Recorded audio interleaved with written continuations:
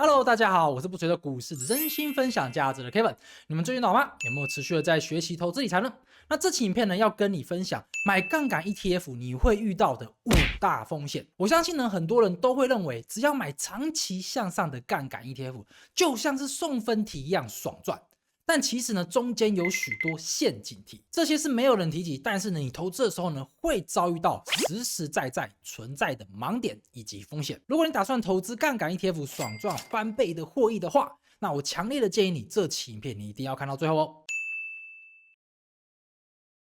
好，那我们先了解杠杆 ETF 是什么。简单来讲呢，它就是一种放大指数单日报酬的 ETF。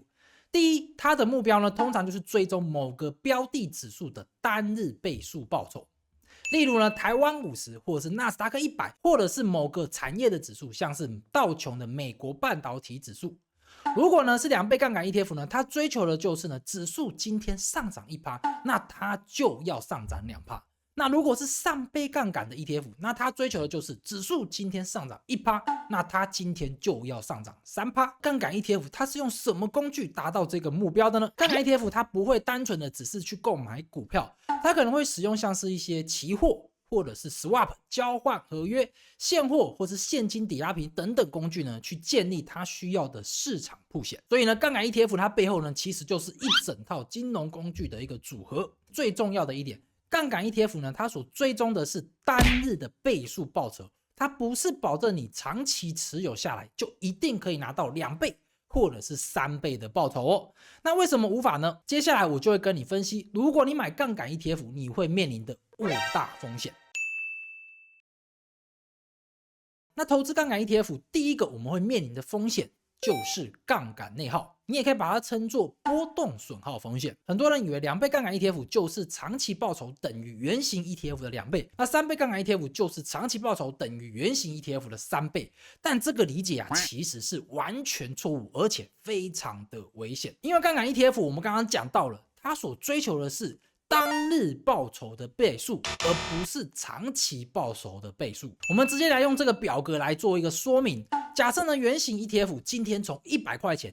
跌到了98块钱，它不就下跌2%吗？隔天呢，它从98块钱又上涨到了100块钱，它是不是就上涨了 2.0408%？ 你会发现，原型 ETF 它绕了一圈，最终呢，它回到了原点，看起来完全没有事情。但是你知道吗？如果是2倍杠杆 ETF 会发生什么事情？那第一天原型 ETF 不是下跌2%吗？那2倍杠杆 ETF 它就会下跌4%，所以它的资产会从100块钱变成96块钱。那第二天的话呢，原型 ETF 它上涨，它从98块钱涨到100块钱，它上涨了 2.0408%， 那2倍杠杆 ETF 就会上涨 4.0816%， 所以呢，最终呢，它的价格会从96涨到大约是 99.92 块。你会发现到原型 ETF 呢，它已经涨回了100块，但是2倍杠杆 ETF 它并没有回到100块钱。那3倍杠杆 ETF 就会差距更大，3倍杠杆 ETF 最终只会来到 99.76 块。这时候你可能会说，这差一点点的，好像没什么差别。但如果这个波动这个震荡它循环了100次，那最终呢，原型 ETF 当然还是100块钱，但是呢，2倍杠杆 ETF 它只会剩下 92.2，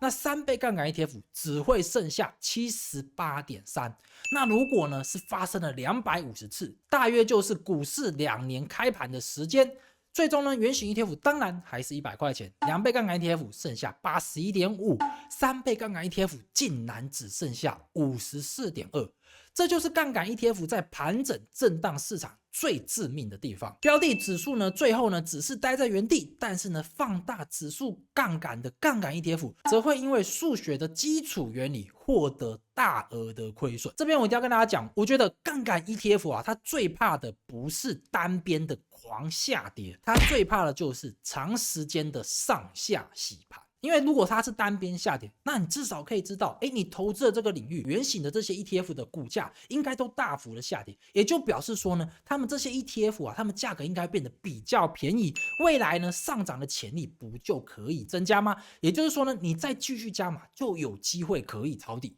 但是呢，如果你是一直上下的震荡，那原型 ETF 它的价格是几乎没有改变，完全没有被便宜。这时我们投资杠杆 ETF 就是我们平白的去损失这个价值，却没有获得更优异的潜在报酬的投资机会哦。那杠杆内耗风险有没有办法解决？那我这边一定要诚实的跟大家讲，这个风险是完全没有办法消除的，因为它就是一个数学的原理。只要你追求的是单日2倍或者是3倍杠杆的话，你就一定会面临到这个数学的原则。所以呢，杠杆内耗的应对方式呢，是避开最容易让它爆发的环境。所以呢，杠杆 ETF 它比较适合去使用在趋势明确的行情。就像是说，它可能会下跌，但是它下跌一点点，但它上涨的比较多。像是呢，原型 ETF 它可能下跌1%，然后呢上涨2%，再下跌1%，再上涨2%。这样子的话呢，虽然它也是会进行一个震荡，但是它震荡的话呢，它的价格依旧会持续的越来越高。像这种状况之下，原型下跌1%，上涨2%，那3倍杠杆 ETF 就会下跌3%，然后呢上涨6%。如果依此循环100次的话，原型 ETF 它最终的报酬会变成165%，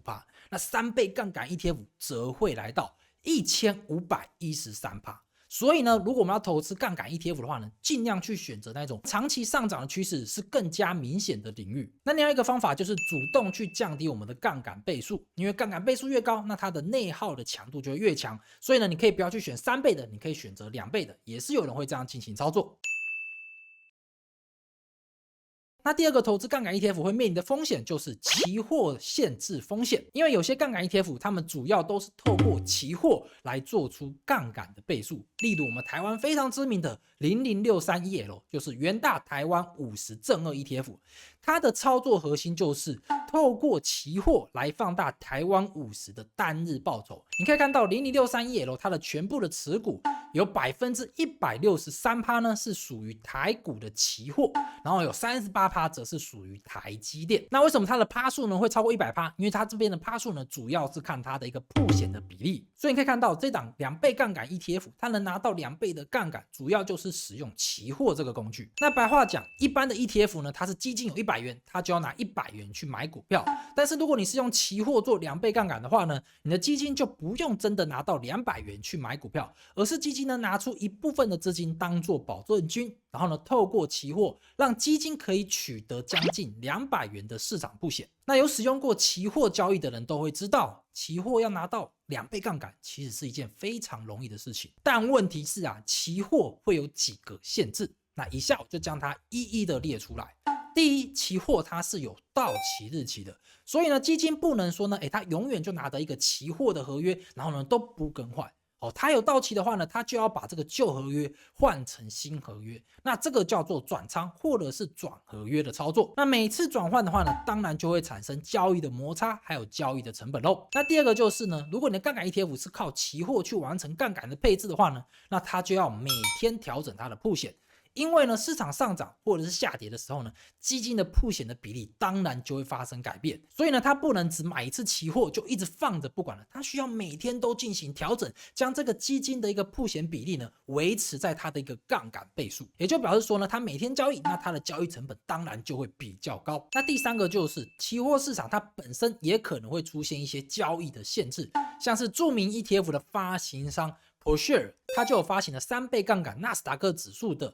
TQQQ， 以及3倍杠杆标普500指数的 ETF UPRO。他们的公开说明书当中呢，都有提到，当市场进入到了一个极端行情的时候呢，这种依靠期货市场来获得杠杆的杠杆 ETF， 它可能会面临到几个问题。那第一个就是呢，期货市场它的流动性可能会极端恶化，这就代表说呢，基金它要调整部位，来让它的基金的曝险维持到它的一个杠杆倍数，可能就不是这么的容易。甚至呢，它因为要维持这个杠杆的曝险，它需要让它的期货呢成交在一些不利的价格，因为它是要被迫买进这些期货。那第二个问题就是呢，交易所还有监管机构，它可能会在这种极端行情的时候呢，会采取一些紧急的措施，包含了提高保证金的要求，或者是设立每日价格的限制，乃至于暂停期货市场的交易。所以呢，透过期货取得杠杆曝险的 ETF 来讲，平常市场稳定的时候呢，期货顶多就只是让这些杠杆 ETF 它们的一个成本比较高，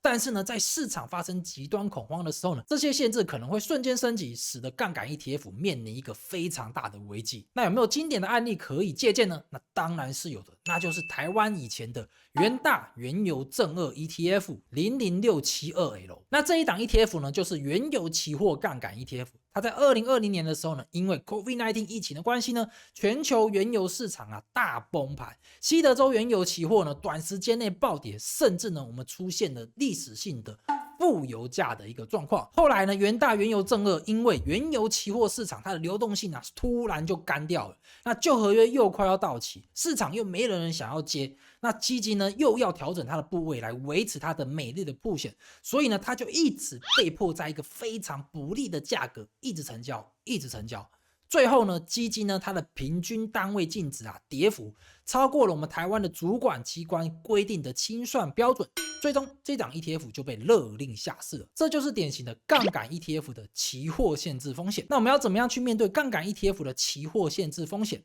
一个很重要的方向就是我们要去观察这一档杠杆 ETF 它的底层工具是不是高度仰赖期货，还是呢它有其他一些更弹性更客制化的工具，像是全球知名的两档杠杆 ETF 发行商 ProShare 以及 Duration， 他们的杠杆 ETF 除了用期货之外呢，他们其实更常搭配另外一个工具，那就是 Swap 交换合约。那 Swap 合约到底是什么呢？有些基金它是不方便去购买底层的资产，或者是呢市场上其实没有适合的期货合约，那基金也可以透过这个 Swap 交换合约取得某个指数或者是特定市场的报酬曝险。Swap 合约白话讲就是有点像是我跟你去签一个报酬交换合约。假设呢，你只有100块钱，你想要取得一个3倍杠杆纳斯达克100指数的报酬，此时呢，你不用真的拿300块钱去买这个纳斯达克100指数，你只要跟我约定，我们用300元去当做我们的名目的本金，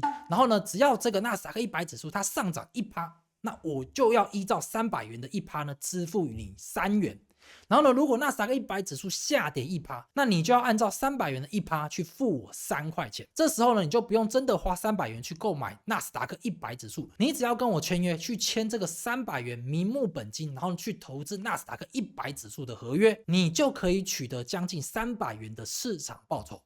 当然呢，我会跟你去签这个合约，肯定不是做公益嘛，因为对赌它是有风险的，你还是必须去支付这些合约的成本以及一些相关的费用，我才会愿意跟你去签约。所以就算是 Swap 交换合约为主的这种杠杆 ETF， 他们的年度费用率一样也是非常的高，像是 TQQQ 这一档3倍杠杆纳斯达克100指数的 ETF。它的费用率也是有来到 0.95%。那在这个例子当中呢，你就是杠杆 ETF 的发行商，那我就是你的交易对手。那现实中杠杆 ETF 发行商它的交易对手就是一些大型的银行或者是一些金融机构。所以当期货市场不够方便，或者是这些 ETF 这些基金它们的规模非常大的时候呢，他们就需要一些更弹性的一些曝险安排。那 Swap 合约就成为一个非常重要的工具，这也是为什么全球知名的杠杆 ETF 发行商更喜欢使用 Swap 合约来搭配他们的杠杆 ETF。那到这里，其实你已经知道 Swap 交换合约它的基本原理了。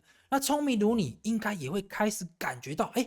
好像有一个风险在这里面。因为我们虽然解决了期货限制风险，但是呢，却导出了另外一个隐藏风险。那这个风险就是杠杆 ETF 的第3个风险，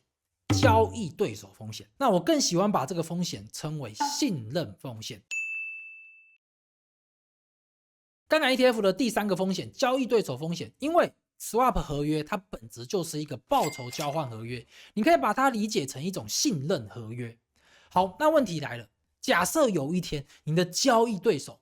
不想跟你玩，就是杠杆 ETF 它的发行商他们的一个交易对手不就是这些银行机构吗？他们忽然间不想要跟这些杠杆 ETF 发行商继续续签合约的时候，那就会发生危机。交易对手可能不愿意用原本的条件继续跟这些杠杆 ETF 发行商续约，然后呢提供他们的曝险，或者是呢它的报价可能变得非常的贵，然后条件变得更严格。这些都可能导致这些杠杆 ETF 发行商他们要维持他们这些基金原本的这些杠杆的倍数变得非常的困难。那最严重的情况当然就是交易对手他可能破产，然后呢付不出钱，导致基金呢直接损失。这就是 swap 合约最大的风险，交易对手风险。那现实中有没有发生过这种案例？答案是有的。在2020年 COVID-19 崩盘期间杠杆 ETF 发行商 Duration 他就公告，因为全球市场接近史无前例的波动，能源以及商品市场的交易成本大幅的上升，取得市场铺钱的效率备受挑战。最后呢 Duration 呢他就把它多档原本3倍杠杆的 ETF 变成了2倍杠杆。那本质的原因当然就是杠杆 ETF 它的发行商，就是这些交易对手，他们不愿意再去提供3倍的杠杆铺险。那这时候呢，对我们投资人来讲，就不单单只是账面上的亏损，而是我们原本使用的工具，它的功能大幅的削减，甚至是直接消失的。我们原本买进的时候呢，可能策略就是规划，我就是使用3倍杠杆 ETF， 然后在股市下跌的时候呢，持续的买进，然后搏它一个反弹。结果呢，股灾确实来了，但是在谷底的时候呢，这个3倍杠杆忽然间变成了2倍杠杆，也就表示说呢，你想要加码搏反弹，它那个力道就大幅的减少了。所以呢 ，swap 交换合约虽然它很强大，非常的弹性，但它不是绝对安全的，它的代价就是多了一个交易对手的风险。那交易对手的风险有没有办法去解决呢？当然是有的。一个很重要的观察方向就是，你可以看这一档 ETF，你想要投资的这档杠杆型的 ETF，它的 swap 合约是不是有跟多个交易对手去进行签约？如果呢，你这档杠杆 ETF 它只跟单一个金融机构去签 swap 合约的话呢，那它的风险就会完全集中在这个交易对手身上。一旦这个交易对手它的报价变贵，条件变严格，或者是呢他不愿意再去提供相关的曝险的话，那你的基金就会变得非常的被动。但是如果你投资这档杠杆 ETF， 它是跟多家金融机构去签 swap 合约的话呢，那它的风险就会相对的分散。所以你可以看到我们这边所举例的2档 ETF， 像是 UPRO， 它是3倍做多标普500指数的 ETF， 以及 TQQQ， 他们的一个 swap 交易对手都非常的多，而且他们的交易对手都是一些非常知名的金融机构，像是巴黎银行或是巴克莱资本，以及美国银行瑞银、高盛等等。那杠杆 ETF 的第4个风险就是高昂费用风险。很多人都常说正向复利很神奇就连爱因斯坦都觉得它是人类的第几大奇迹。但是呢，你知道吗？反向复利一样很 magic。ETF 的费用率不能只有看经理费还有管理费，我们还要去加入这些 ETF 他们更换这些成分股的时候呢，它所产生的一些交易成本。所以呢，我们真正要看的是总费用率，或者是呢总开销费用。假设有几档 ETF， 他们都是追踪同一个指数，初始资产呢都是100块钱。如果你的年度费用率只有 0.1%， 那长期下来你的资产几乎都维持在100块钱。如果你这个资产都没有增值的话，那如果呢年度费用率它从 0.1% 上升到了 1%， 那30年下来呢，你的最终资产只会剩下74块钱。那如果你的费用率是 1.5% 的话，你的最终资产就只会剩下64块钱。这代表什么？代表说费用率看起来好像只有 1% 或者是 1.5%， 好像很少，但是呢时间拉长的话呢，它就像是慢性流血一样，慢慢的去扣除你的资产，最终呢就会产生一个非常大的差距。那我们前面所提到的杠杆 ETF， 它的成分股可能就是一些期货或者是一些 swap 交换合约，然后他们每天都要进行一些转仓的操作来维持他们的杠杆布险，这就会使得他们的总费用率变得非常的高昂。那我附带提一下像是一些主动 ETF， 他们的费用率甚至会比杠杆 ETF 还要高上非常的多。那我们到底要怎么样去应对杠杆 ETF 的高昂费用风险呢？我自己会去选择一些费用率相对比较低的 ETF。那要怎么样去判断这些杠杆 ETF 他们的费用率到底是算高还是算低呢？有一个很简单的标准，那就是大家可以去上网去查 ETF.com。这个网站的话呢，它专门会去分析一些 ETF 的资料。那在他们的杠杆 ETF 分类资料当中，它就有提到美国杠杆 ETF 他们的平均费用率大概是落在 1.11% 左右。那如果有一档 ETF 它的费用率是落在 0.6% 到 0.8%， 那看起来是不是就比较低？那如果另外一档 ETF 它是落在 0.8% 到 1.1%，那是不是也算是一个合理的区间？那如果有一档 ETF 它是超过了 1.1%， 那不就是高于那一种杠杆 ETF 的平均水准吗？所以大家可以用这个尺度呢去判断你自己的杠杆 ETF 它的费用率到底是算贵还是算便宜。那附带一提的就是呢，我们台湾的00631L 元大台湾50正二这档 ETF， 它的费用率啊是来到了 1.16%。那 TQQQ 这一档 ETF 呢，则是来到了 0.95%。所以你可以看到，虽然都是杠杆 ETF， 但是呢，发行商不一样，追踪指数不一样，杠杆倍数不一样，它们的费用率一样会有非常大的差距。那我们还可以对比一下，像是我们一般的美国股票指数 ETF， 它们的平均费用率大约就是 0.14%。所以这样一比，你就可以发现到杠杆 ETF 它的费用真的是很高很高。好，那投资杠杆 ETF 的第5个风险就是交易执行的风险。那这个风险很多人都会小看，甚至呢是忽略它的存在。你知道吗？股灾来的时候呢，市场很可能会在短时间之内啊大幅的下跌，甚至呢直接在开盘的那个 moment 那一个时刻呢，直接就下跌了10几20%。很多人都会想说呢，我只要设好停损，这样不就好了吗？像是呢，如果我去购买3倍杠杆标普500指数的 ETF， 那我就设置呢-10%就有停损。那跌到-10%的时候呢，那我们就可以拍拍屁股离场嘛？这样是不是非常的 easy？ 但是呢，你知道吗？市场真正恐慌的时候啊，它可不会慢慢的下跌给你看，它会是直接坠楼式下跌啊，直接跳空开低。像是2020年 COVID-19 崩盘期间，美股就出现了一个非常极端的开盘行情。在2020年3月16号，美股大盘开盘之后啊，几乎立刻触发了市场的熔断机制 ，S&P 500指数很快就跌破了7%的熔断门槛，市场马上就被迫暂停交易。最终 S&P 500指数单日大跌约 11.98%， 道琼工业指数则是下跌了将近 13%。所以你可以想想看，如果连这种美国大盘都可以在开盘的瞬间几乎跌到触发熔断，